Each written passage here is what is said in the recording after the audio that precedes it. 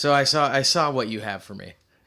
Oh, you did? You saw the things? I didn't read them, but I know that you have them, and so fucking just give it to me. I was gonna wait till next episode for it, but we'll just do it now. So here, I have more of Mitch's lyrics from high school that we never turned into a song. I brought one more. I don't think you're actually gonna want to read this one, so I brought it just to. I want to see your face and be like, okay. Oh dear, and then you can read this one when you choose not to, if you don't want to read this on TV. So here the thing is that if you've heard the other ones that I have read, the fact that I won't read it is gonna be terrible. That's I don't know. You can read this is the one that I. All I want. Yeah. Just see what you think. I'm gonna scan this. Just scan it. See how you feel. You don't have to. You know what's funny is I could tell that I actually did take some lyrics from this one and turn them into another song though. Really? You start to talk and your voice begins to drone. What Same old crap I've heard a million times before. Ah, interesting. I want to say that nothing never perfect, mattered. Never mattered. Yeah. Yeah, we're gonna skip this one. That's a deuce. That's a good one. Let's just say it's like an incel manifesto, and I won't be reading it for the internet. I just want you to know that you wrote that though. That's what I wanted out of that. Man, this one's kind of incel-y also. Was I an incel? Oh my god. The makings of. Is this how I found out? All right, this one's called Another Mesh Hat. I met a girl. I fell in love. Sparks would fly each time that she gave me a hug. Yeah. There's a comma and then yeah. Then she dumped me. Now I'm sad. Write a song about it because I'm in an emo band. Rip the sleeves off of my new work shirt. Seems hypocritical. I don't need to work. The entrance fee you paid pays for everything. But all I ever wanted was somebody to love me. It's just a solid rhyme. It's really good. Wonder why we never finished this one, huh? Yeah, I think this might be the chorus. It's not labeled. Okay. I am just another stupid fuck. I wear a stupid mesh hat just to shake things up. My lower lip is pierced, and my cock's 2 inches long. If something sad makes me cry, I'll just write a shitty song. This is a pot calling the kettle black. All of my songs are just 3 chords long, but my eyes well up with tears like something's wrong. I guess you don't need talent to get where I am. Just need a lot of tears to start your own emo band. You think you were upset at Sum 41 again, or I don't think Glory, I wouldn't consider Sum Good 41. Charlotte. Yeah, I don't know. Maybe Good Charlotte. We do have a good Charlotte story, but I chose not to say it so we could talk about it later because they're going to come up way later. But Okay. Good, bravo though, Mitch. That was Yeah. top notch. So that was the one I was willing to read. Yeah. The other one is just a big wow. I'm gonna light it on fire in the backyard so it can never be. Despite the fact that it's got like the timestamp on the top from when I emailed it to you, so I know you have it digitally somewhere. On my AOL account. Just waiting in the wings to ruin me. If you ever run for governor. My political career. You and James. You're not making it. It's mutually assured destruction. Yeah. All right, that's the last one of those I have for a while anyways. I mean, I could do more, but we'll see. I just want to do a quick disclaimer before we get into this because Sean texted us semi-angrily and said that we didn't say a memory correctly. Oh, no. Yeah. Did we remember the times wrong? We wait. have. Yeah. This is the Remember the Times podcast. I'm Mitch. That's AJ. Hello, everyone. We apparently don't always remember the times correctly. Well, so I thought we made it clear that on the tattoo episode that Sean just called to tell his mom that he got it, but Sean seemed to think that we got it a little wrong, and he thought that he was asking for permission. Sean did not ask for permission. I walked away assuming that Sean asked for permission. Well, okay, he did not. Maybe I just misunderstood. He did not ask. He told. But what a bad boy. Yeah, right? Yeah. Naughty boy, Sean. In that vein, so we do the very best we can here. We're not making up stories. We're not lying or anything. Sometimes, we'll lose a train of thought maybe, or like either I know there's been a couple times I was going to correct you and then we got off topic and we went somewhere else. Oh, so it's my fault. No. Just I'm sure that you've done that as well to me, but like it's like 99%. Like haven't. I think this is very accurate, at least from our points of views. Like obviously, other people, but we're not. And we also do this in one take, just so everybody knows. Like so, if we fuck up, like that's just in the podcast. Yeah, like, I'm not going back and editing these things. It's already too hard. No, we don't be like, oh, you know what? We could have said that better. Like that doesn't happen. It's just whatever comes out of our mouths. What you hear is what you get, man. It's raw. It's punk rock. It's low effort. It's probably why we sound so articulate. Yes, I think that's probably the reason. I articulated that. Anyways, but yeah, there will be more wrong things in the future. We'll do our best to correct the record when we sorry, Sean. are told. Jesus. I can't believe he had to ask his mom for permission to go spreading misinformation with our podcast. All right, so last episode we left off in Florida. We had a whole bunch of days in Florida, and we're moving our way up the coast. I think we're about a month into the 2-month tour now. Yeah, they're almost exactly. We are now in Charlotte, North Carolina, which I don't know if you remember this day well. It's just the Verizon Wireless Theater in Charlotte, but today stands out more than most days for me. I remember it pretty distinctly. I'm not sure if this was the show where we were then finally allowed to start swearing again. Yeah, it would have been because we're out of Florida. Yeah, but I couldn't remember if it was like a little bit of multiple places in the South.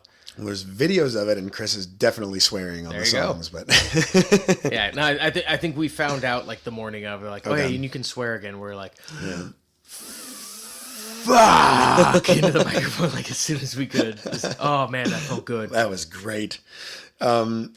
This was, I think, I would say every year that I've done it, this was the biggest crowd like that we played to. However, each venue is set up. Some are like really long lines. Some just have like a holding area, and this one just like we probably played to like 2,000 or 3,000 people every time. Yeah, everybody was just like crazy. It wasn't even really a line. It was just like a sea of people. Yeah. There's pictures of it. And video, actually. You're going to get to see us play a couple songs. Ooh, yeah. Oh, boy. Yannick from Fathom sent me videos that I have never seen before, and I was pleasantly surprised. Well, if you remember a couple episodes ago, we were like, I don't think Yannick's listening. And then he just like messaged us. He goes, yeah, I'm listening. So, hey, Yannick. Yeah. Thanks for the videos, Yannick. Yeah, thanks, man. Yeah. I also remember that all of our Merch World fam came and watched us that day. So I felt like a little bit nervous. Yeah, like these are the people that we've been kind of like hanging out with the whole time and like, yeah, we're in a band too. Yeah, like, I swear like, we're in a band. Let's check it out. See what you got, guys. Oh, fuck. Because even though they're like crew members, I still felt like we were like talking up to them, and stuff. Everybody was older than us, had been on many tours. Seasoned pros, and we were a month into our first tour ever. And we started a little thing after every set that we were just trying to get people more involved in us, and we would choose one person from the band after every set to go up and be like, hey, first person that can remember our name gets a free shirt. I don't know if you remember doing that at all. I do not. We rotated.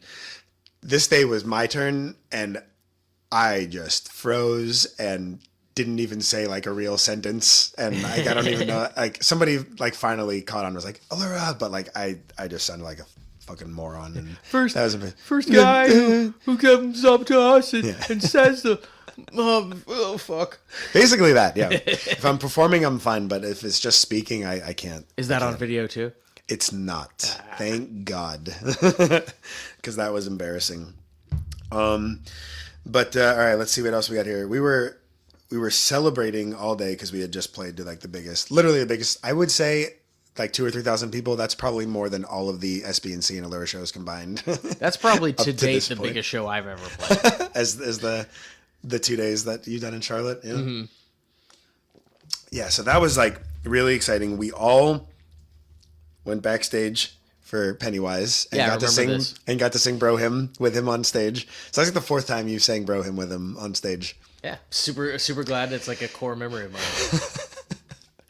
Getting to sing with one of your favorite bands. Yeah. And who wouldn't remember that? Yeah. I still can't believe you don't remember that. That's wild. Well, I'm disappointed in myself because now I'm like, every time you bring it up, I'm just like, oh yeah, fuck, I did do it. Like a lot. Yeah. And So this was a really cool night on the tour. They did this every year, at least the years that we did it and I did it. There was a movie theater right across the street and from the Verizon Wireless Amphitheater, and they would set it up with a movie that anybody from the tour could go over and watch a movie for free. Mm-hmm. And it was a movie that either was like just about to come out or just had. And it was a sneak preview. They were promoting. They had a big. What was it this year? It was the Andy Samberg one. Was it Hot Rod? Yes. Hot Rod. Okay. It was Hot Rod this Hot year. Rod's amazing. So good, but we got to see it. I think right before it came out for free at this movie theater, and that was really sick. They were like promoting it on the tour the whole time. Yeah, Hot Rod, like one of the more criminally underrated. The Lonely Island Guys movies. I felt really cool to have been able to see it before it came out, though. Yeah, we're like basically the same thing as them. Super famous, pretty much. Yeah. Which here's a fun tangent. The Lonely Island Guys are doing a podcast currently where they're going back over old SNL episodes, like as they came out. Are they really? So it's basically like they stole our thing. They did steal it. What the hell? We started before them. They are wildly more successful and popular. And we're definitely the only people who ever came up with this like format for a podcast. The only thing that I think is slightly different is that we're going in a chronological order, potentially. I thought all the rewatch things were, that was kind of the whole point. Is oh, yeah. I guess I was thinking music ones. Sorry. Oh. Yeah. Never mind. No. Yeah. We're the only music one we're the music rewatch ones do go in order of the Shut me up. We definitely fill a niche that the Lonely Island Guys stole, is my point. They must have heard us. Yeah, I mean, obviously. Okay, so that's July 23rd. July 24th now, 2007, we are in Virginia Beach. This one holds some fantastic memories. Not this year, so but oh, okay. Yeah, that's next year. So we got a while. But this year, I still remember a lot about it. We didn't get to play this day, unfortunately. I don't know if it was this day. I'm pretty sure it was. The Kevin Says stage, I think we did get on, and then the stage got struck by lightning. And it on the drive, and it didn't make it there that day. That's right. That? Yeah, it just was not set up that day. They were like, if it was here, you'd be on it. Yeah. So but we finally a month in, we figured out how to get on a real stage, and then it got struck by lightning and didn't make it. That was kind of wild. Two other fun things about this day. One, this came back every year. Do you remember the girl who was double jointed? She came back every year to hang out with us. She would put her arms and lock them behind her back, and then she would put them all the way over her head. Jesus. And do that. Yeah. Do you remember that girl? Yeah, I kind of remember. I remember seeing that. Don't remember her name. Yeah. But the first time, she just stood there. She was like, "Want to see something cool?" And then she was like, "Oh, fuck! What the hell?" And I remember next year she would come back and she was like, "Do you remember me?" And I was like, "I'm sorry, no." And then she just did it again. I was like, oh, Jesus Christ, yeah. Okay, now I remember you. Never seen that before or since. Fucking terrifying. Do you remember your incident with some Mary Jane, bro? So when you were saying that we had stories, I thought that you meant this happened the next year. Something else happened in Virginia Beach next year. This year, the weed thing happened. I thought this happened in D.C. Really? Maybe. I don't know. It doesn't matter because DC's next. But it is. All right. My memory is it's Virginia Beach, but if it is DC, I apologize. Let's rewind it all the way back to before we go on tour. Before this conversation, a heated conversation happened in our practice room. Yeah. Because we wanted to be able to bring a little bit of marijuana on tour with us. So you and Chris did. Me and Chris did, so we could smoke weed on our chill days. Sean, Josh, AJ, all very opposed to traveling across state lines with weed in our car for some reason. I'm not sure why. We didn't even know this at the time, but especially at this in 2007, trying to get through Texas with that was stupid. Yeah, and dumb fucking idea. being in an Econoline van driving a trailer with a bunch of band stickers on it, it's very clear. You're setting up a big sign that just says hey, we have weed in the car, we have drugs in the car, pull us over. Yeah, exactly. The way we settled it was we just decided we were going to do it anyways. And Chris and I believe Chris and I together, we put it in the safe that was where we were keeping our money because we were like, if we do get pulled over, we just say, we don't have the key to this. We don't have the access to this safe. We picked it up like another band dropped it. It's a really solid plan. Absolutely. And I think Chris was like, what could possibly go wrong with this Possibly one? go wrong. Yeah. So we're at either Virginia Beach or DC. I vaguely thought it was DC. Okay. We were set. Our van was parked somewhere where we like loaded in or whatever, and then they're like, "Hey, all the cars need to circle up and drive to this other lot. This is where you guys are going to stop." That was not unusual for the night, or for the tour. And then we get to the other location, and we find out that our trailer had been open the entire time. And we look back, and there's just a trail of all the shit that was in our still in our trailer, because we had unloaded, so everything was loose and it was sliding around. And we just see a trail of debris going all the way back to where we had parked. And so we start just retracing our steps out of the van. And we get back to like right around where we left. And I see our safe is on the ground, and it just popped open as soon as it hit the ground, because it was a super high quality safe. Can't find any, like, there was no cash in it, I don't think. No. We weren't missing any cash, but it was just empty. There's an empty safe on the ground. And we're looking around, and I hear, "You guys looking for this?" And I turn, there's two cops holding like a little prescription bottle full of weed. And they're just staring at us, and we go, like it starts stumbling over our words. And he goes, "I'll tell you what, you go dump it in the tree, in the bushes over there, or I'm going to arrest you guys." And I think I said like, "Well, what are our options here?" I think I asked something, really? some sort of question of like, do I have to? And he was like, "Or we could arrest you." And I was like, "Gonna go dump it in the thing." So we made it all the way across the country. We didn't even smoke it. We never had any downtime where we felt like we were gonna like, let's chill and smoke some weed. And then it just busted open in front of two cops. And what could go wrong? Yeah, I mean, it was in a safe. Yeah. I thought we were cool. Turns out it was one of those like drop it on the ground one time and it pops open safes. Yeah, you know the kind. Absolutely, it says it in the manual. Yeah. So yeah, that was dumb on our part. Good job. Anyways, all right. So maybe that happened this day. Maybe this happened on the next day, July 25th. We were in. It's labeled as DC, but we are actually in the state of Maryland. Mm-hmm. At I think another Verizon Wireless theater.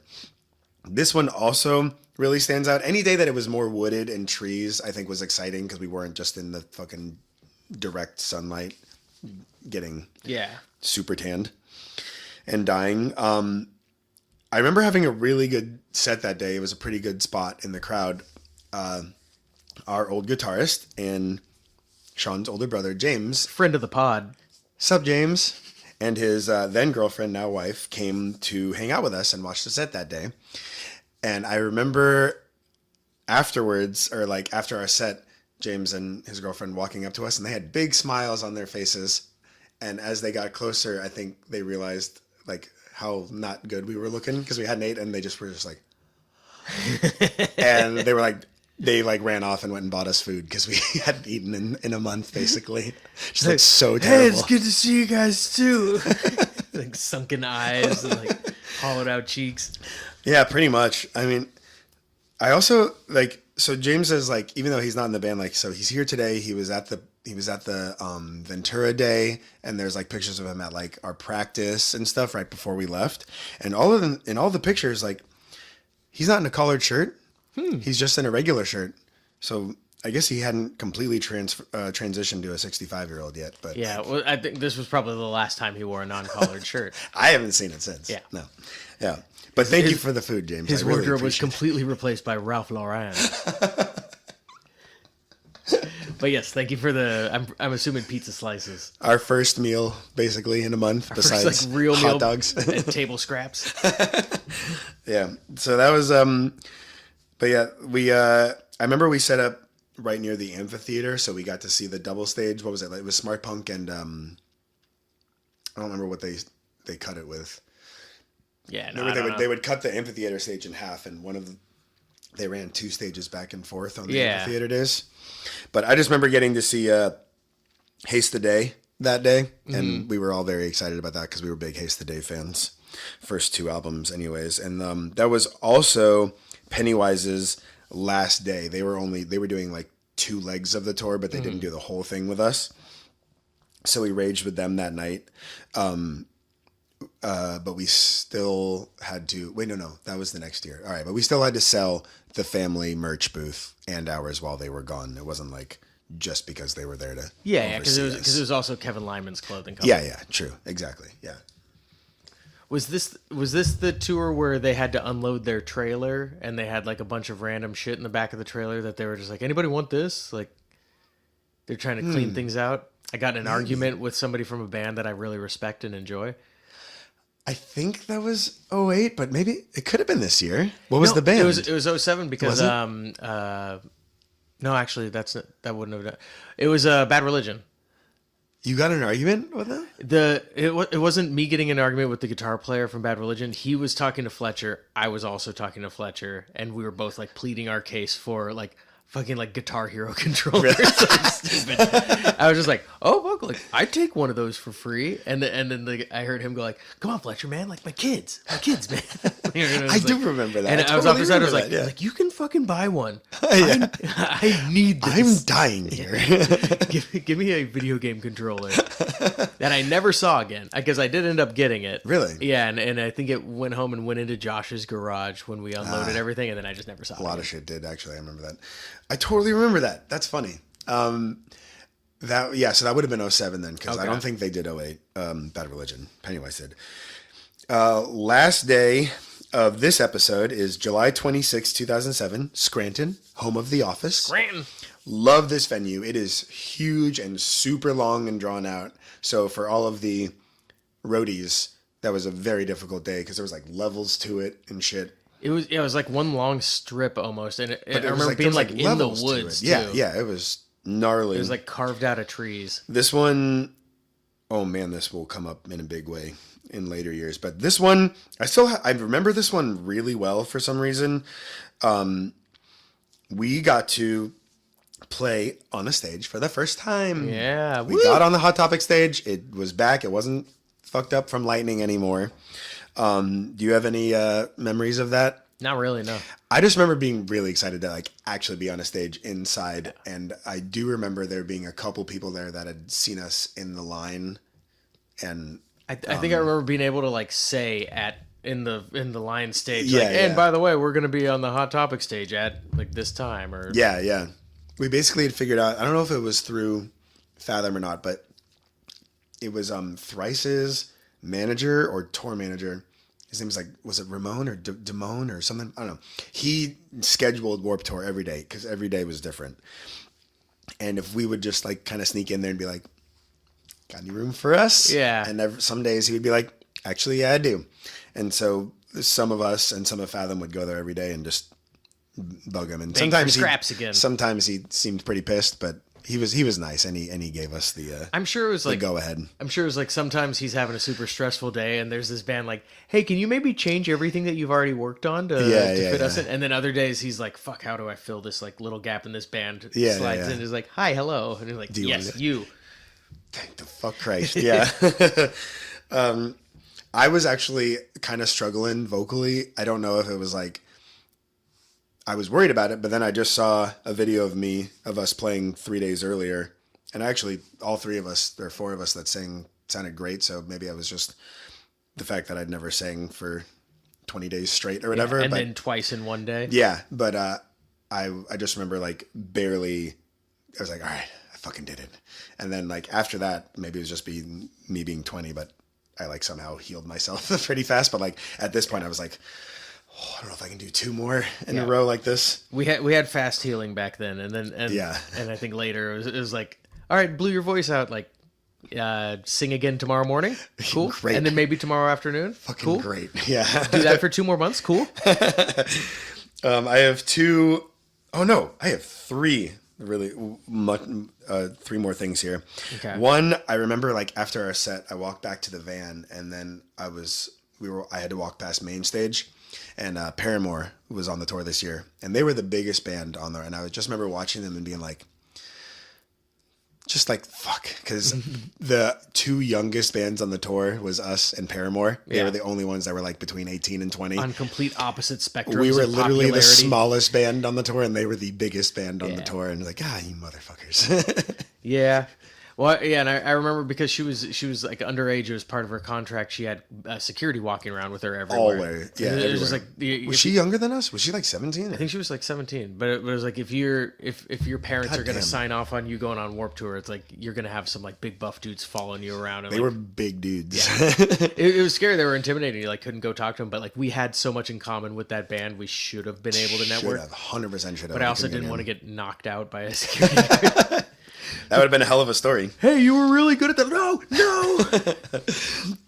No. Second memory of 3. This day, I was watching Killswitch, and Adam D's wireless cut out, and his guitar stopped working. And he's like one of the funniest guys I gotta say in the music biz. And instead of waiting for his guitar tech to give him a new guitar, he just took his guitar off, threw it, and then just started running around the crowd air guitaring for the rest of the song. Which is totally on par with what he would do. Yeah. He ran like right by me, which was just hilarious. I do remember like I loved Killswitch, and then watching Killswitch all summer, I was just, like his unique jokes that he would make every single day. I was like, none of this is practiced. Like you see some bands, they like will say the same joke every day. Yeah. It's like, oh, you found a joke that's like good. Mm-hmm. You're gonna drop that at every city. But I mean, he was just like off the cuff, just making hilarious comments. Yeah. I was like, oh, you're like a legitimately funny guy. Funny guy. Wears do-rags at half the shows and stuff, and capes. Hilarious. So to end this episode, there was a hailstorm again. And so a bunch of people were under our tent. We did sell a lot of stuff. I think a couple of bands had to get canceled, but it's kind of crazy to see like the hail like kind of pelting our fucking you could see it pushing through shitty the top. easy up. For the longest time, I thought like someone was trying to get me in trouble or an ex, but in redoing this, I have a feeling it was an inside job. I think you might have been pulling a prank on me.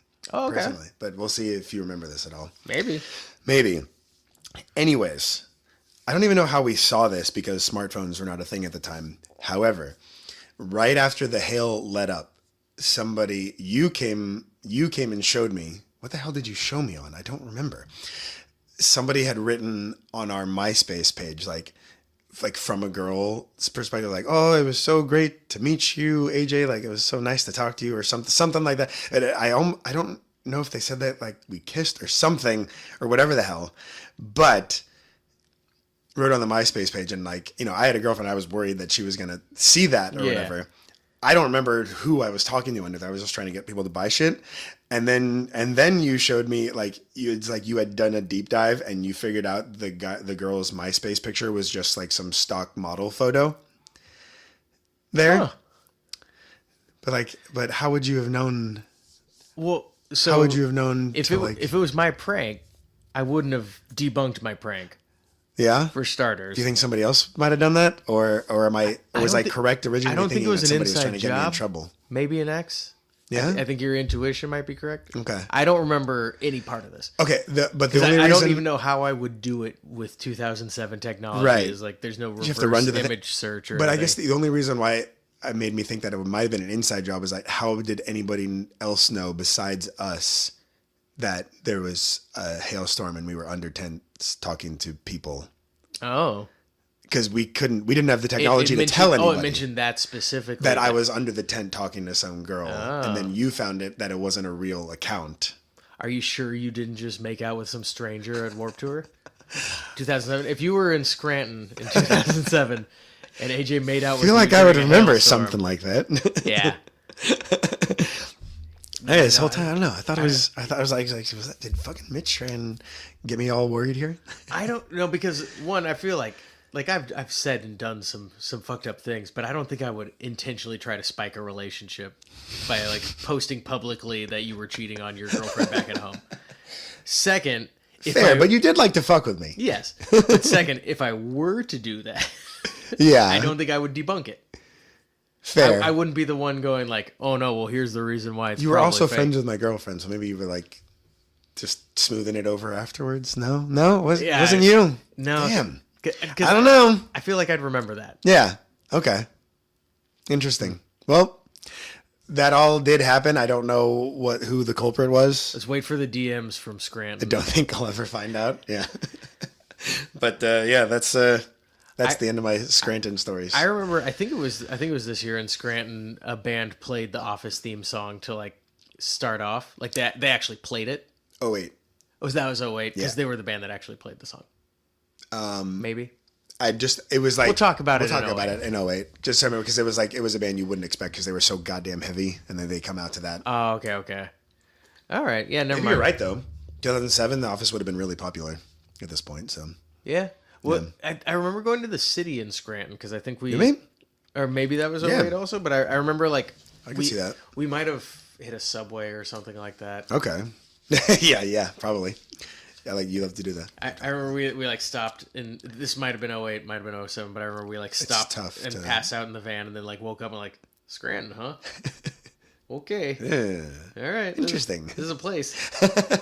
And then the venue of ended up cities. being like one of the coolest venues. Yeah, it was awesome, like in the trees and stuff. But all right, well, I guess I'll never know who was trying to pull something on me there. Unless she hits us up, she might be a listener. Maybe. one of the like we got like 45, 50 listeners. We could comb through find out. See. All right, guys. Well, that was episode 47. Girl. Bye, everybody. Bye.